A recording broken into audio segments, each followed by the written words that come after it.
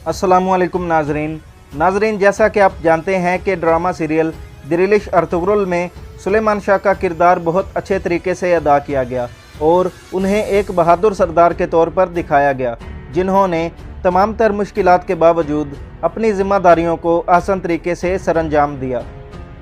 नाजरीन, आज हम आपको बताएंगे कि इस अजीम सरदार की वफ़ात कब और कैसे हुई और उनका मज़ार कहाँ पर मौजूद है।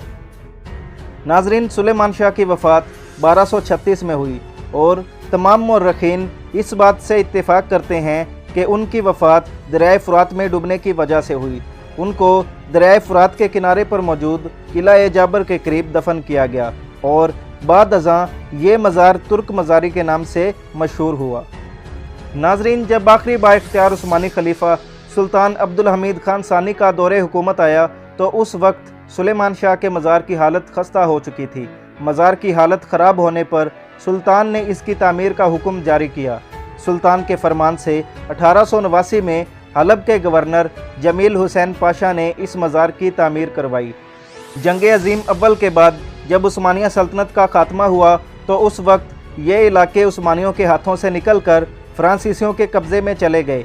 इसके बाद फ्रांसीसियों ने मुल्क शाम का नाम सिरिया रख दिया और सुलेमान शाह के मकबरे और इसके इर्द गिर्द के इलाकों को मुल्क शाम का हिस्सा बनाकर इसे अपने वफ़ादार अरबों के इख्तियार में दे दिया। इस जोग्राफियाई तब्दीली के बाद सुलेमान शाह का मकबरा और इसके इर्द गिर्द के इलाके मुल्क शाम की मलकियत में चले गए। तुर्कों के लिए सुलेमान शाह का मकबरा एक तारीख़ी मीरास था और इसका गैर मुल्क में शामिल होना उनके लिए हरगिज़ काबिल कबूल न था। लिहाजा अक्टूबर 1920 में होने वाले माहिदे लौज़ान की नवी शिक की रूह से ये तय पाया कि सुलेमान शाह का मकबरा और इसका हुदूद अरबा तुर्की की सरज़मीन में शामिल होगा और यहाँ पर तुर्की का झंडा नस्ब किया जाएगा। इस इलाके का रकबा तकरीबन 8797 मुरबा मीटर बनता है। ये इलाका तुर्की की सरहद से 100 किलोमीटर के फासले पर मौजूद दरियाए फ़ुरात के करीब वाक़े है। 1974 में दरियाए फ़ुरात पर डैम बनने की वजह से मज़ार को नुकसान पहुंचने का खदशा था, जिसकी वजह से मकबरे को वहां से मुंतकिल करके तुर्की की सरहद के मज़ीद करीब लाया गया और तुर्की की सरहद से 27 किलोमीटर के फासले पर मौजूद कराकोज़ाक नामी एक मुकाम पर जदीद तर्ज का एक आलीशान मज़ार तामीर किया गया। नाजरीन, 2012 में दहशतगर्द तंजीम दाइश की जानिब से सुलेमान शाह के मज़ार को तबाह करने की धमकी दी गई, जिसके बाद उस वक्त के तुर्क वज़ीर-ए-आज़म रजब तैयब अर्दोगान ने इस धमकी के जवाब में यह बयान जारी किया कि सुलेमान शाह का मकबरा हमारी खाक का हिस्सा है और उनके मज़ार पर हमले को हरगिज़ बर्दाश्त नहीं किया जाएगा और मज़ार पर हमला न सिर्फ तुर्की बल्कि नेटो पर हमला तस्वुर होगा।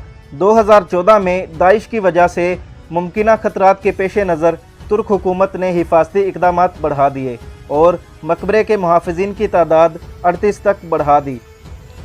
फरवरी 2015 में दाइश की जानिब से सुलेमान शाह के मज़ार के इर्द गिर्द के इलाकों पर कब्ज़े के बाद इस मज़ार को शदीद ख़तरा लाहक हो गया, जिसके बाद तुर्क हुकूमत ने मकबरे को महफूज रखने के लिए शाह फ़ुरात के नाम से एक ऑपरेशन का आगाज़ किया और 22 फरवरी 2015 की शब को तुर्क अफवाज ने सुलेमान शाह के मज़ार की तरफ पेशकदमी शुरू की।